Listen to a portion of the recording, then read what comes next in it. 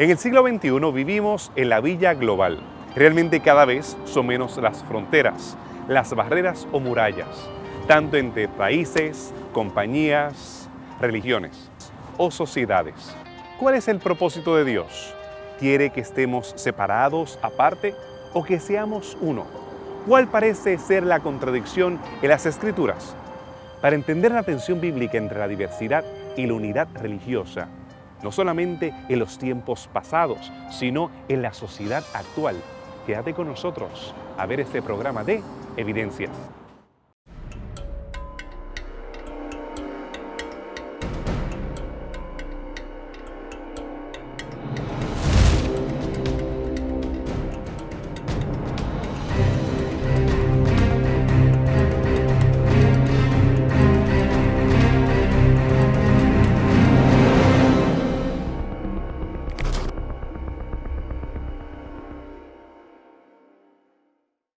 Por un lado, cada vez tenemos menos fronteras, pero al mismo tiempo tenemos personas que destacan sus particularidades. Ellos y nosotros, los grupos especiales y el mundo en general. Parece que hay tensión en la sociedad actual, pero también había tensión en las épocas antiguas. ¿Qué acerca del plan original? ¿Será que Dios quería que fuésemos uno o que fuésemos muchos? Dios no es una sola persona. La expresión hagamos habla de varios, habla de una pluralidad de personas, ¿verdad? Pero todas estas personas forman un solo Dios.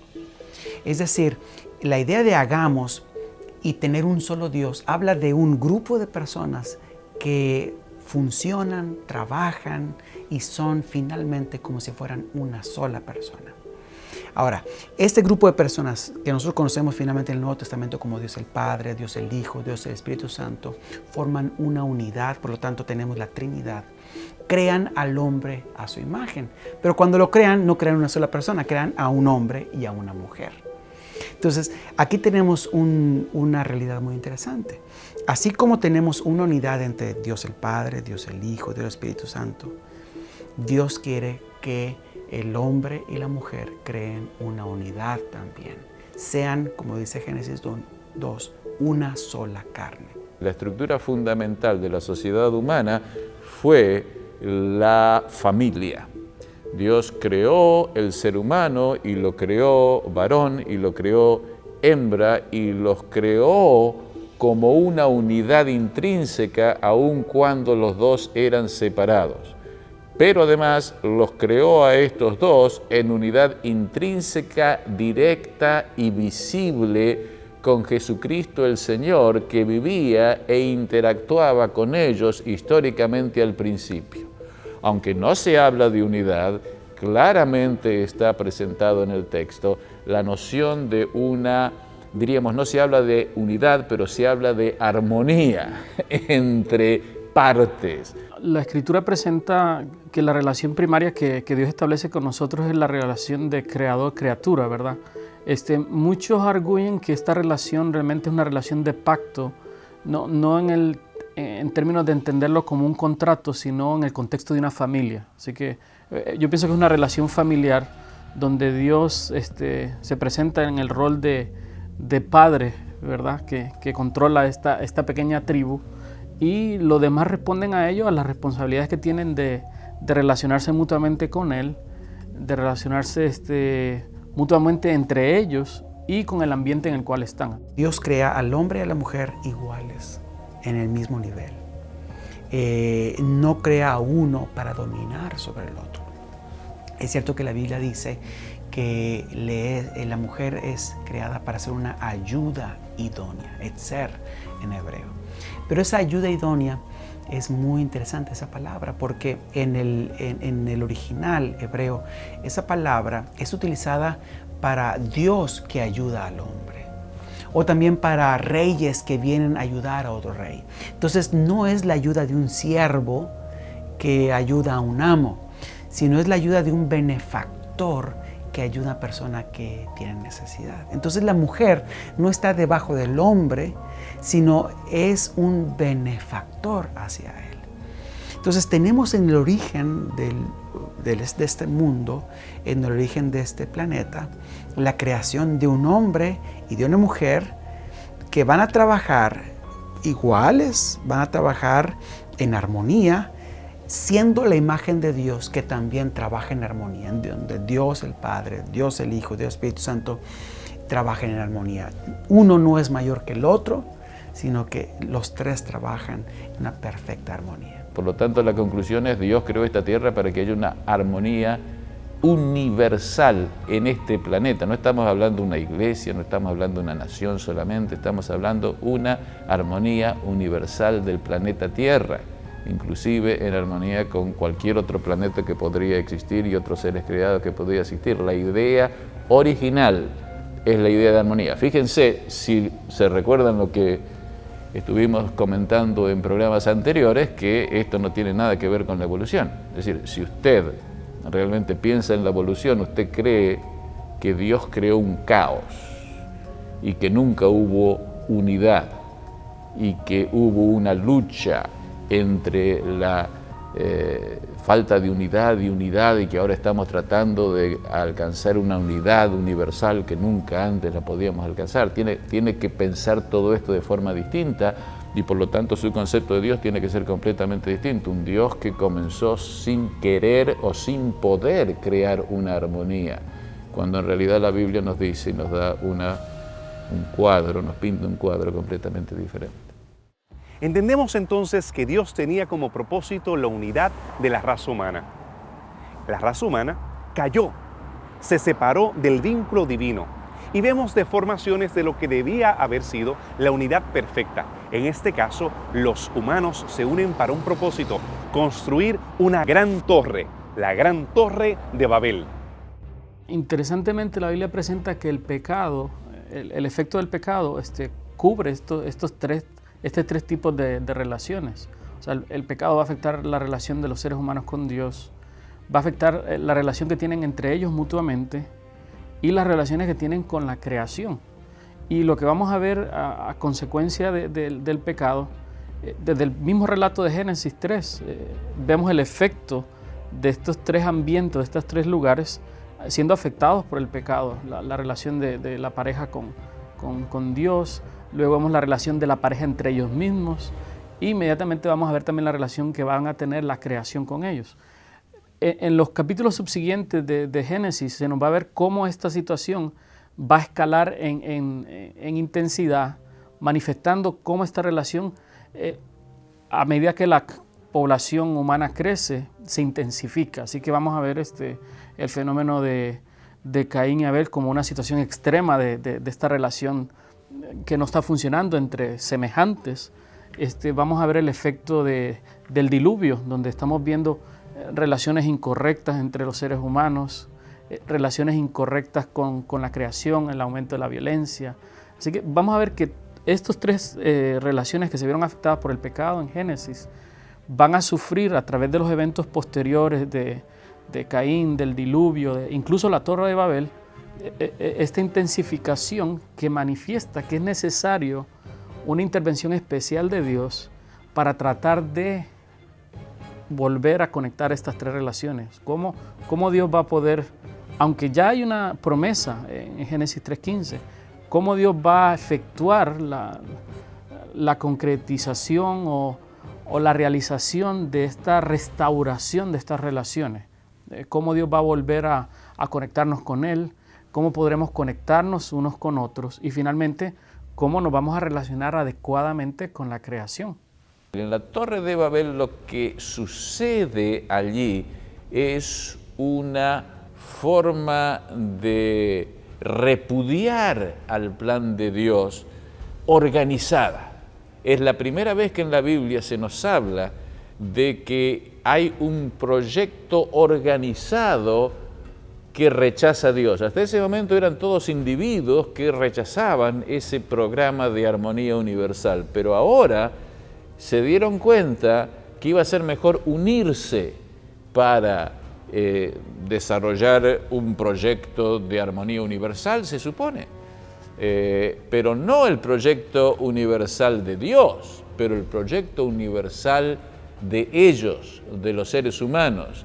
sin tener en cuenta la guía de Dios. Recuerdan que al principio teníamos a Dios, teníamos a Adán y Eva y tenía a Dios, que era el que era parte de esa armonía como el guía. Ahora Dios había dicho que debían esparcirse y los seres humanos dijeron no, porque Dios dice que no va a volver a destruir la tierra, pero nosotros no creemos lo que Dios dice y nosotros tenemos que hacer otra cosa, y se unieron en lo que se denomina la primera ciudad, y básicamente se crea el principio del imperio. El imperio es cuando los seres humanos se organizan en una sociedad que tiene una organización vertical en la cual unos pocos dirigen a todos. Y esos todos tienen que seguir lo que los pocos dicen para crear un imperio y una armonía universal de esa forma. Y de allí en adelante, si seguimos lo que la Biblia dice, hay una sucesión de proyectos humanos, uno a través del otro, imperios, uno que sigue al otro y que cae, y que cae, y que cae, y que cae, hasta que finalmente la Biblia nos dice, y estamos acá moviéndonos del primer capítulo de la Biblia al último capítulo de la Biblia, Dios va a instaurar y trabajar su imperio en un conflicto con estos imperios hasta el punto en que Dios, el imperio de Dios, el proyecto de armonía, el proyecto de unidad de Dios va a triunfar, mientras que el proyecto de unidad de Babel, que trata también ambos, el proyecto de unidad de Babel trata de llegar y unir a todo el mundo, y el proyecto de Dios y de Jesucristo trata también de unir el mundo, y esos dos proyectos, de acuerdo con la Biblia, están en conflicto desde el principio hasta el final, y la Biblia anticipa que el imperio de Dios finalmente va a vencer. Encontramos desde el principio dos tipos de unidad: la unidad egalitaria según el plan divino, el Creador que tenía esa comunión entre las criaturas y Él mismo, y la unidad que se forma en Babel, la cual tiene propósitos imperialistas, tratar de hacer todo de manera uniforme, y entonces se ve resquebrajado con la confusión de las lenguas. Vemos que estos diferentes grupos se aíslan el uno al otro, compiten, y cuando tratan de tener unidad, siempre es subyugando los unos a los otros, similar a lo que vemos en nuestros días. ¿Será que esos deseos de imperialismo, esos deseos de dominio, son únicos de la antigüedad, o los podemos ver en nuestros días? Quédate con nosotros después de esta pausa en Evidencias. Qué bueno que te quedas con nosotros en esta serie sobre el cristianismo en el siglo XXI. Ahora, al leer el Génesis, parece que el llamado Abraham es un poco antipático. ¿Será que Dios estaba escogiendo a una raza, a un grupo diferente a los demás? ¿Será que ellos debían estar aparte o crear una unidad que se iba a imponer sobre los otros? Si leemos el llamado a Abraham, él sería un vehículo para que fueran bendecidas todas las naciones. ¿El llamado de Abraham es inclusivo o exclusivo? Luego de que la Torre de Babel declara, como quien diríamos así, en forma soberbia, su deseo y su proyecto de hacerse cargo de la unidad de este planeta, en una forma muy humilde y muy interesante, Dios presenta su respuesta a este proyecto, muy interesantemente, porque en forma simple e individual se revela y se presenta, así como se presentaba a Adán y Eva al principio, viene ahora y se presenta y habla con un individuo que vivía en las vecindades de la Torre de Babel y de ese imperio, que básicamente estaba en ese imperio, y lo llama de Ur de los Caldeos. Este individuo se llama Abraham, y lo llama a Ur de los Caldeos a salir de allí para recibir la tierra que Dios le iba a dar, una tierra prometida. ¿Qué sucede con Abraham? Bueno, Abraham acepta el llamado de Dios, sale de allí, entra en un viaje largo en tiempo, paró un tiempo allí, vivió en Harán y luego sigue, llega allí a lo que es hoy la tierra de Palestina, donde fue la tierra de los judíos, y allí el Señor se revela otra vez y le comienza a hacer una serie de promesas a Abraham, muy interesante. Y en la promesa que el Señor le da a Abraham es una promesa universal, es una promesa de unidad universal. Entre otras cosas, porque le hace varias promesas, pero destacamos aquí el aspecto que le dice que en ti serán benditas todas las naciones de la tierra, y que a partir de él, es decir, esta promesa que le hizo a Abraham, después la fue repitiendo y repitiendo a sus hijos y a sus descendientes, y cada vez que el Señor le repetía esa promesa y afirmaba esa promesa, iba agregando elementos a la misma promesa. Es decir, es como que si la estudiáramos en detalle, es como que si la reveló en sus lineamientos generales, punto 1, 2, 3 y 4, en un esquema fundamental, a Abraham, y luego con la medida del tiempo, cuando ya, porque él le dijo que iban a hacer una multiplicidad, y el primer problema era que, bueno, nosotros somos uno acá, mi señor y yo, y cómo vamos a tener una multiplicidad de pueblos y de mi descendencia. Pero respecto al tema de unidad, lo que el Señor le va mostrando es que hay un proyecto de unidad imperial, divina, que pasa por el tener un rey universal en esta tierra, que va a existir para siempre y que va a traer una armonía y una paz universal a todo este planeta. En la descendencia, se va a decir más adelante de David, será un rey que existirá para siempre y que su trono nunca va a dejar de existir y que va a traer armonía a todas las naciones. Obviamente esto se daba en el contexto de la existencia de la Torre de Babel, en el contexto de los seres humanos que se habían rebelado contra este proyecto y que estaban estableciendo su propio proyecto, y ahora él viene y recibe esta promesa, este llamado a la unidad universal divina. A partir de Abraham surge el cristianismo, es decir, es la misma cosa que se va desarrollando hasta el cristianismo de nuestros días, con un proyecto general universal que se centra en Jesucristo, básicamente, porque a él se le prometió Jesucristo como su descendiente, y que a partir de Jesucristo se iba a establecer un orden general, universal, eterno sobre este planeta.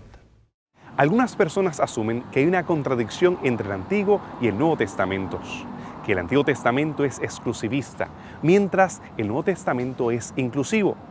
¿Será que realmente en el Antiguo Testamento tenemos intereses racistas, xenofóbicos, exclusivistas, mientras que el Nuevo Testamento está abierto a todas las naciones? Dentro de la sociedad hebrea existía la idea de que Dios iba a establecer a Israel como el centro de adoración de todas las naciones. En otras palabras, Dios iba a establecer el reino de Israel y todas las naciones habrían de venir a adorar a Dios en Israel. Por lo tanto, había una especie de diferencia de estatus entre el hebreo natural, el hebreo judío, la verdad que nació del linaje de Abraham, y el extranjero. De hecho, en la corte del templo existía la corte de los judíos, la corte de las mujeres aparte, y la última era la corte de los extranjeros. O sea, los extranjeros no pueden llegar ni siquiera hacia el frente del templo, sino que tenían que quedarse en la corte más lejana del templo. Hay escritos de comunidades, por lo menos ya hablando de la época de Cristo, o un poquitico antes de Cristo, por lo menos la comunidad de Qumran, donde se hace exclusividad hacia los extranjeros. En otras palabras, se les aparta y se les trata como ciudadanos totalmente diferentes y segregados del pueblo de Israel.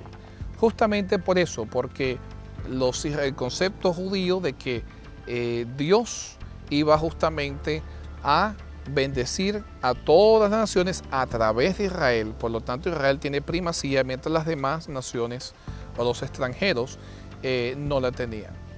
Sin embargo, en la Escritura, nosotros vemos un concepto diferente.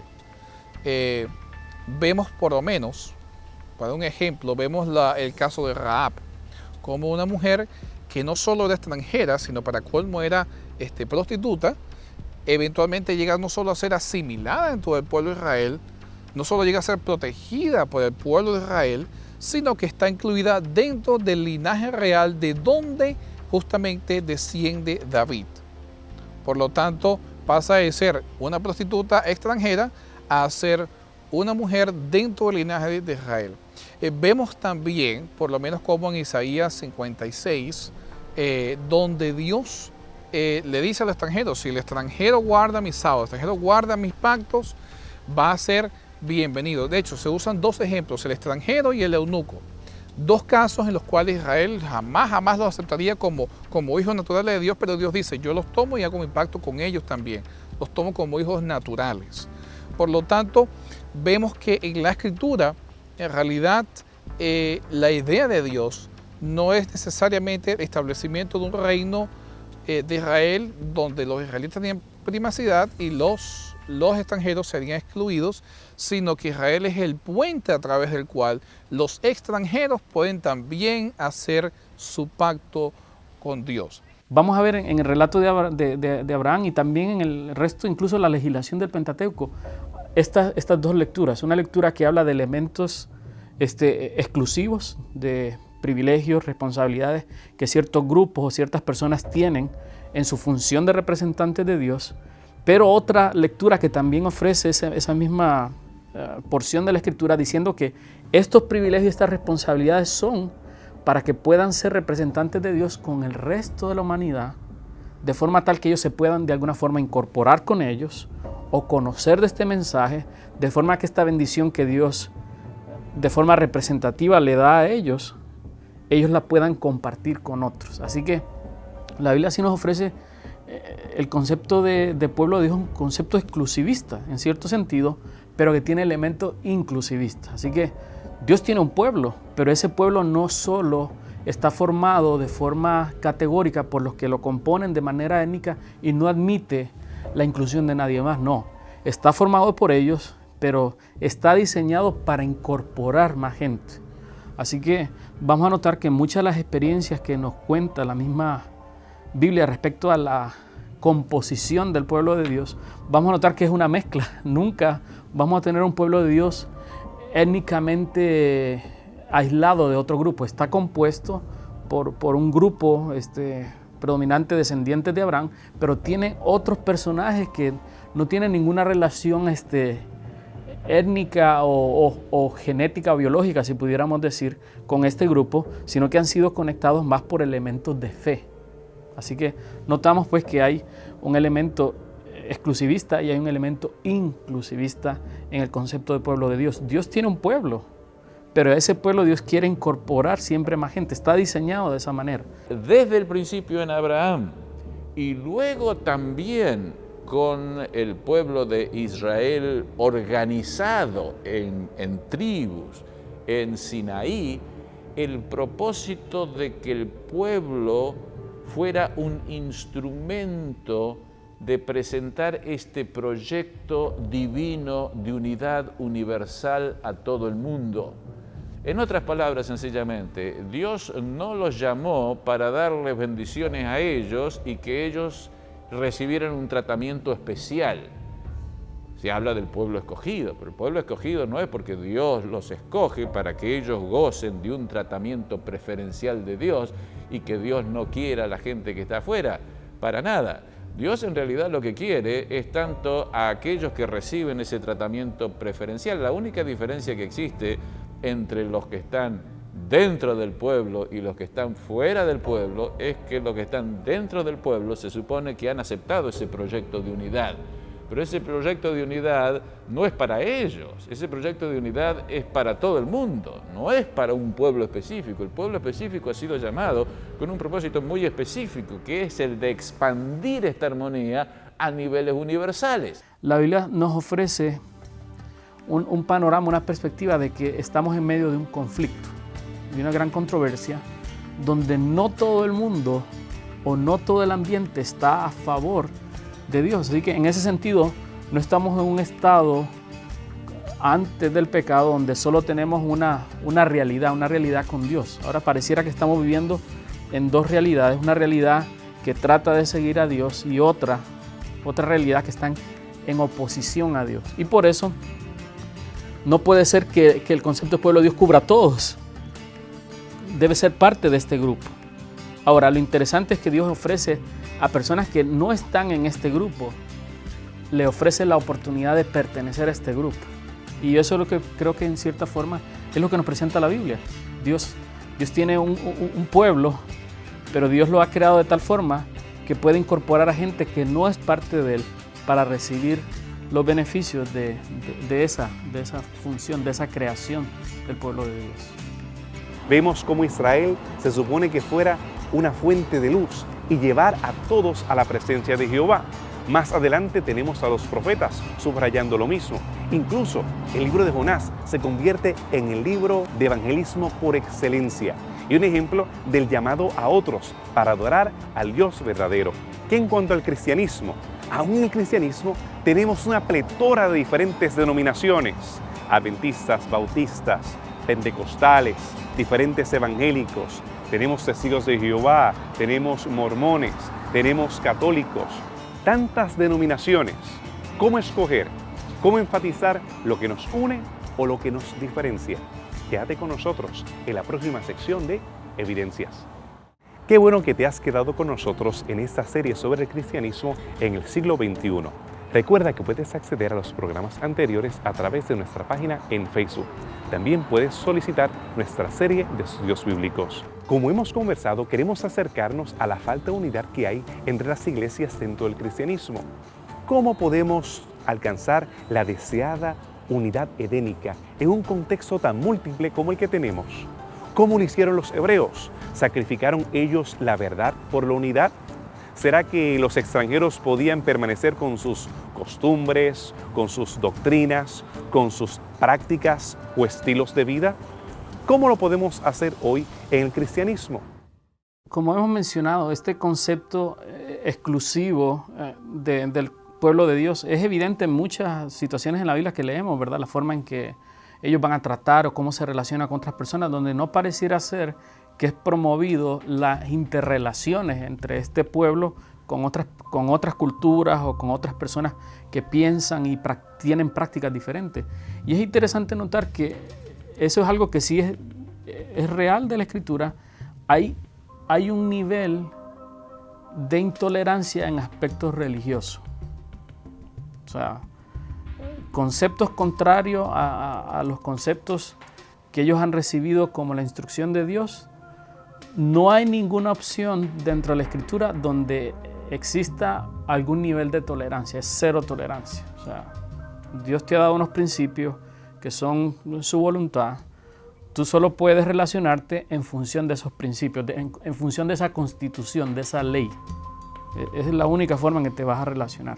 Sin embargo, a niveles de lo que pudiera ser intolerancia en términos étnicos, o raciales, que son bien comunes en muchas formas de exclusividad, no operaba de esa manera. O sea, tú mirabas que personas de diferentes estratos sociales, de diferentes etnias, si aceptaban lo que involucraba ser parte de este pueblo, que tenía que ver con obediencia a estos principios, ellos podían ser incorporados sin ningún problema. Ahora, lo que no se podía permitir es este tipo de sincretismo. O sea, sí había una exclusividad en términos de cuáles son los valores que van a dominar al pueblo de Dios y que simplemente no se podían combinar con ningunos otros valores morales o espirituales de otras culturas, a menos que estuvieran en armonía, porque hay varios elementos de la Biblia que estaban en armonía con otras civilizaciones antiguas, pero habían otras grandes diferencias respecto a varios valores morales y espirituales, y sobre eso la Biblia indicaba que no debía haber ningún tipo de sincretismo o tolerancia. Y lo que vamos a ver en la historia bíblica es que a veces el pueblo de Dios o se va a inclinar más hacia el aspecto inclusivo y pudiéndolo llevar incluso hasta modelos sincretistas, donde incorpora sin ninguna discriminación elementos incluso hasta paganos dentro de la identidad del pueblo de Dios, que sería una forma muy negativa de este aspecto del inclusivismo. O sea, simplemente mantener las puertas abiertas sin ningún criterio de qué va a entrar adentro de la casa. Y el otro, que es donde también cuando la identidad se siente amenazada, simplemente se cierra todo acceso. Así que nosotros vamos a ver la historia de Israel, que ellos pasaron en un flujo de estas dos polaridades, o estaban en un ambiente completamente inclusivo, especialmente elementos de idolatría. Lo vamos a ver en el periodo de la monarquía, o sea, completamente sincretistas, practicando las mismas prácticas que las naciones paganas.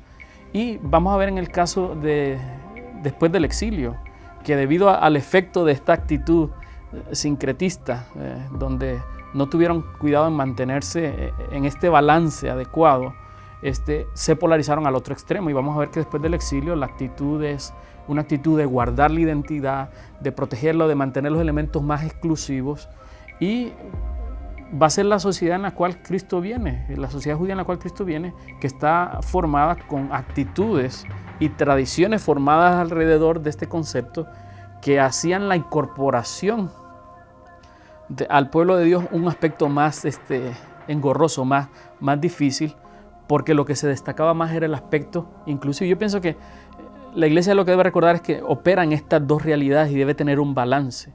Y lo que vivieron, especialmente en el tiempo de Jesús, era un énfasis en el aspecto exclusivista. Recordemos que cuando Cristo Jesús viene a esa tierra, Él viene como Salvador de la humanidad, no como Salvador del pueblo judío únicamente.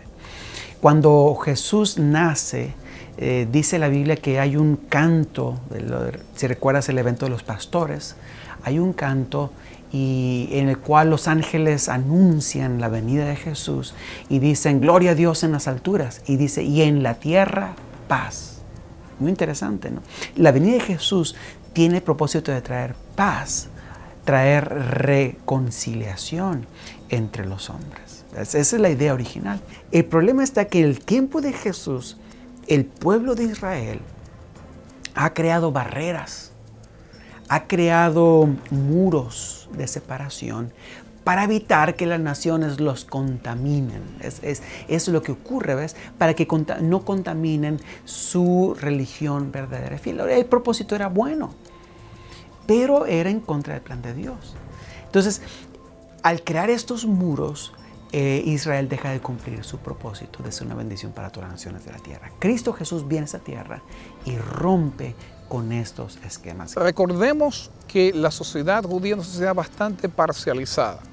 De hecho, los judíos estaban bajo el yugo del Imperio Romano no por voluntad propia, sino por razones de fuerza mayor. Lo mismo pasó durante su subjugación en el Imperio griego, sobre todo lo que era Antíoco Epífanes y todo lo que viene luego de la muerte de Alejandro el Grande. Así que fue en realidad por fuerza y por razones de fuerza mayor que tuvieron que hacerlo. Pero para el judío siempre hubo un desprecio hacia el extranjero, y inclusive más que hacia el extranjero, hacia el samaritano. Sin embargo, Jesús demostró en su interacción con los samaritanos, y nuevamente el caso de la mujer samaritana, cómo Él no solo acoge a aquellos que quieren buscar justamente un pacto con Dios, que quieren renovar su compromiso espiritual con Dios, sino que les da la bienvenida y los trata como trataría cualquier judío. En otras palabras, Jesús, en vez de hacer discriminación hacia el samaritano y hacia el extranjero, por el contrario, actuó en una forma de que ningún judío hubiese actuado, y le dio la bienvenida tanto al extranjero como al publicano, como al pecador, como a gente de todos los tipos de estratos sociales que el judío religioso despreciaba y marginaba y segregaba. Y Jesús le dio la bienvenida, y en muchas de sus parábolas se ve cómo convida a todos los que puede. Estas palabras, las puertas del reino de Dios y del reino de Cristo están abiertas para todo el mundo. Él, en lugar de viajar por el lado por el cual siempre viajaban los judíos para ir a Galilea, Él viaja por Samaria para crear contactos. Se queda en casa de ellos en Samaria. Él va a la región norte a Tiro y a Sidón, y ahí encuentra a esta mujer y sana la hija que estaba enferma, endemoniada, esta mujer. También viaja al otro lado del mar de Galilea, a la Decápolis, donde la mayor parte de la población no era judía ni Galilea. Entonces tenemos allí Jesús, las incursiones de Jesús y parte de los panes y los peces también allí. No los 5 panes y los 2 peces que encontramos en Galilea, sino allá son otra cantidad de panes y de peces diferentes, otro milagro para esta gente. Sana a los gadarenos que son de esta región y los envía a predicar a esta región. Desde su mismo ministerio Jesús está preparando la misión hacia todas esas naciones. Jesús, a través de su ministerio, a través de sus relaciones, notamos que de muchas maneras está tratando de corregir este concepto exclusivo, recordando que este concepto tiene que tener elementos de inclusividad. Así que lo va a hacer a través de sus contactos sociales con naciones extranjeras. No solo lo va a hacer eso, lo va a hacer a través de sus enseñanzas. Muchas de sus enseñanzas, los personajes más destacados y alabados de las enseñanzas de Jesús son extranjeros, interesantemente. Así que es algo chocante a una cultura que está destacando sus privilegios y sus cualidades, cuando tú tienes a un personaje como Jesús destacando cualidades espirituales y morales de personas de otra cultura. Así que Jesús en su enseñanza es donde más categórico es respecto a este concepto inclusivista, tratando de corregir eso. Y lo otro va a ser el efecto que va a tener su enseñanza en los discípulos al ver que requiere, especialmente en la Gran Comisión, la expansión de este mensaje que han recibido primeramente ellos en el contexto de Israel. Debe ser un fenómeno o una experiencia que se comparta globalmente. Así que yo pienso que Jesús nos hace ver esta realidad de estos dos elementos de exclusividad y de inclusividad a través de sus acciones, a través de sus actitudes y a través de sus enseñanzas. Cristo Jesús es un personaje transformador del pueblo de Dios, de transformarlo de un pueblo de Dios que trata de ser fiel, pero al tratar de ser fiel crea barreras. Ahora lo transforma a un pueblo de Dios que derrumba esas barreras y se convierte en la sal de la tierra. Como religiones también muchas veces creamos amistades solamente con gente que piensa como nosotros, que habla como nosotros, que tiene las mismas costumbres. Pero si seguimos el ejemplo de Cristo, tenemos que romper esas barreras, tenemos que ir más allá y convertirnos en sal de la tierra, es decir, un elemento que se mezcla en todas las partes de la sociedad y le da sabor y comparte este mensaje del Evangelio. Así que Cristo Jesús transforma y nos enseña a ser un elemento unificador para todas las naciones. Dentro del cristianismo también tenemos diferentes versiones acerca de los dichos de Jesús. Tenemos cristianismos durante el primer siglo, pero aún así no es que habían varias opciones y todas llevaban a Roma. La revelación, la palabra de Dios, la verdad es la que establece el camino, la verdad y la vida. ¿Qué acerca de las opciones que tenemos hoy? ¿Qué podemos aprender de cómo había diversidad en el Antiguo Testamento y diversidad en la iglesia cristiana para nosotros acercarnos de alguna forma o de algún modelo a la verdad en el tiempo del siglo XXI? Qué bueno que te has quedado con nosotros al final de este programa acerca del cristianismo en el siglo XXI. En esta ocasión estamos explorando el tema de la unidad. Y ahora, al acercarnos al final de este programa, queremos preguntarnos qué evento, qué elementos estaban presentes dentro del pueblo, dentro de la humanidad, para poder lograr aquella unidad que tanto deseaba Dios en el principio. Bueno, si leemos el libro de Hechos, capítulo 2, vemos un evento particular, la presencia de la tercera persona de la divinidad para lograr la unidad que tanto Dios anhelaba. Esta fiesta de Pentecostés es muy interesante porque en la tradición judía el Pentecostés era también la celebración de cuando Dios dio la ley en el Sinaí. Ahora, la tradición judía dice que cuando Dios dio la ley en el Sinaí, no la dio solamente para Israel, sino la dio para todas las naciones. Por eso algunas tradiciones judías dicen que cuando Dios habló en el Sinaí, eso que habló se repitió en diferentes lenguajes. Eso es lo que dice la tradición. Cuando llegamos al Pentecostés encontramos el mismo fenómeno. Así como se estremeció el cerro, el monte en Sinaí, la casa donde están los apóstoles se estremece. Así como hay fuego en la cumbre del Sinaí, el Espíritu de Dios desciende en forma de fuego. ¿Ves?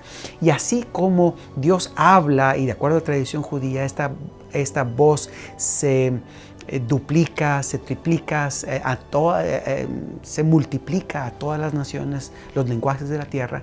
Ahora encontramos que el pueblo de Israel, más bien los discípulos, empiezan a hablar en lenguajes que ellos no conocían. ¿Verdad?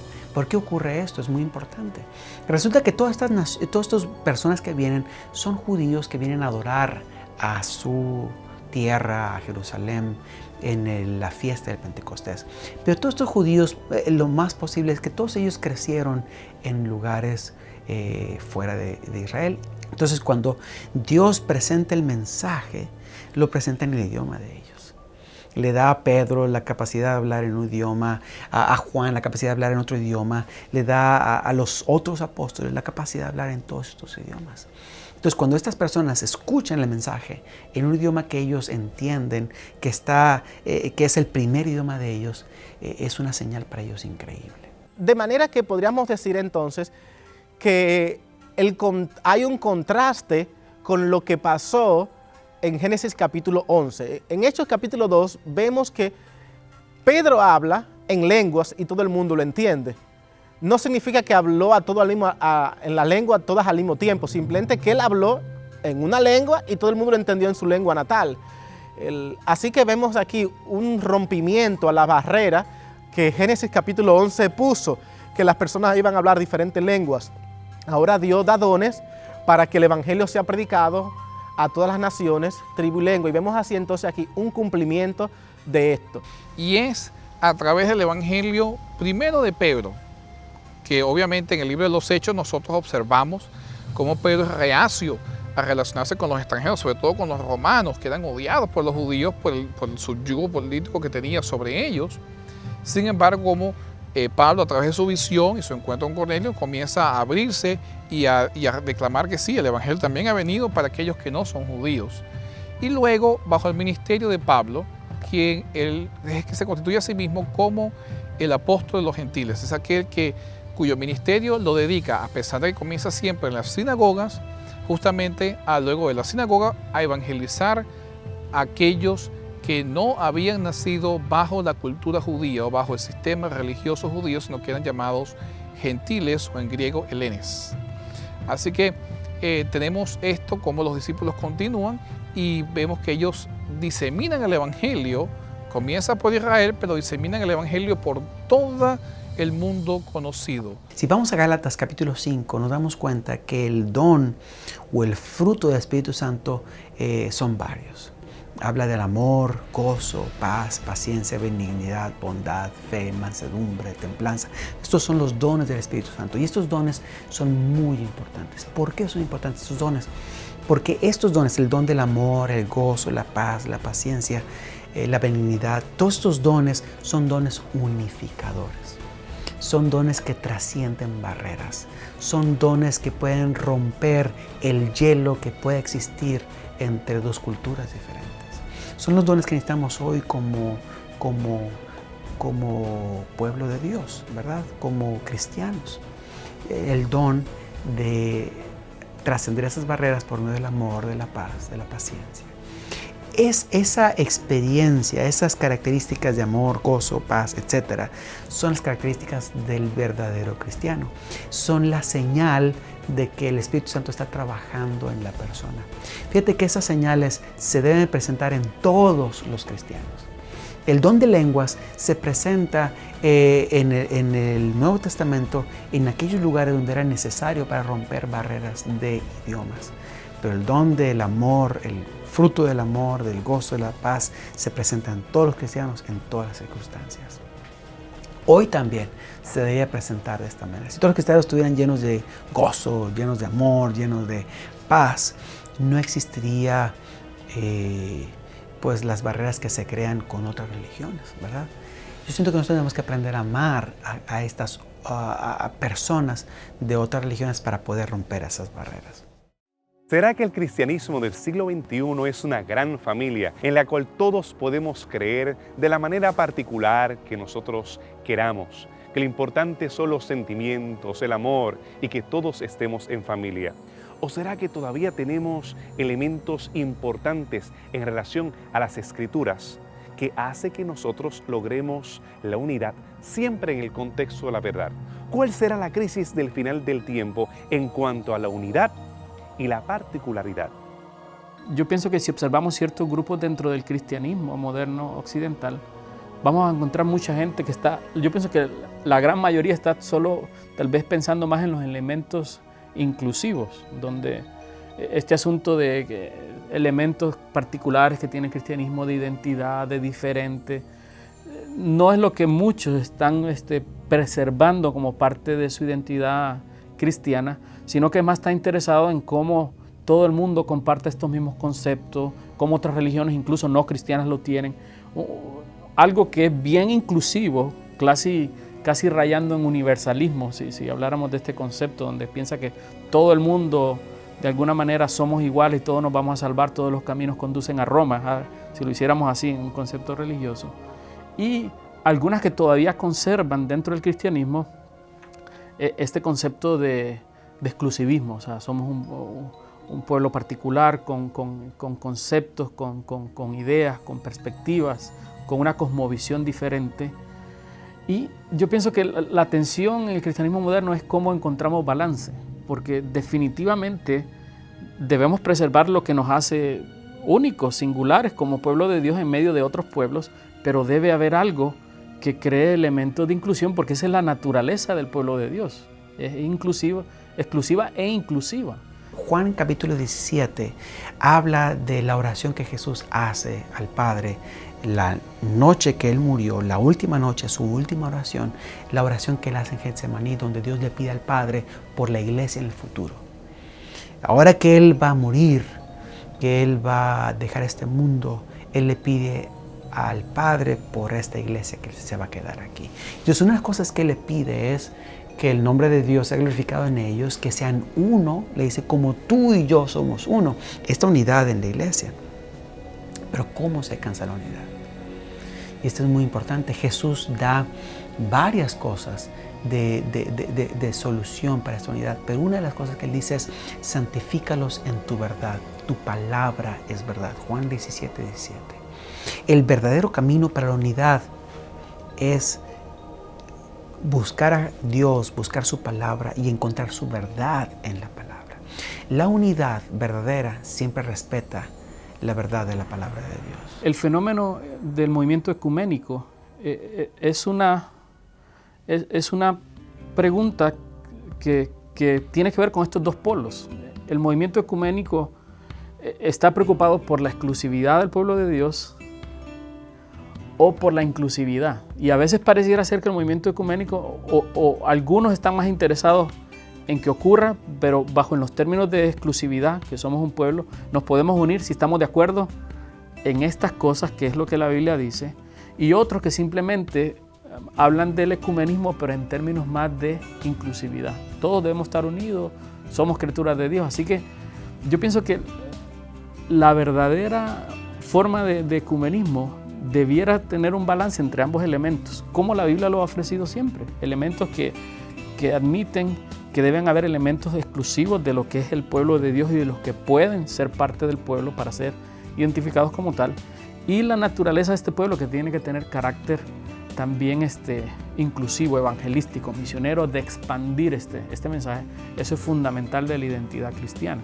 Nosotros nos unimos al venir a la palabra, donde el que está de este lado y el que está de este lado y el que está del otro lado, todos nos juntamos en el estudio de la palabra, en el cual yo dejo mis ideas, mis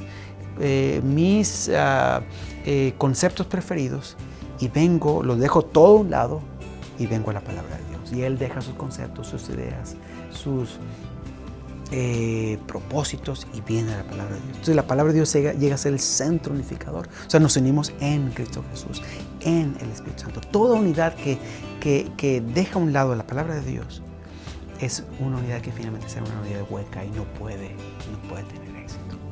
Solamente cuando todos dejamos nuestras ideas, nuestros preconceptos y venimos al estudio de la palabra de Dios, entonces se creará la verdadera unidad y la solución a los problemas que enfrentamos en el mundo hoy.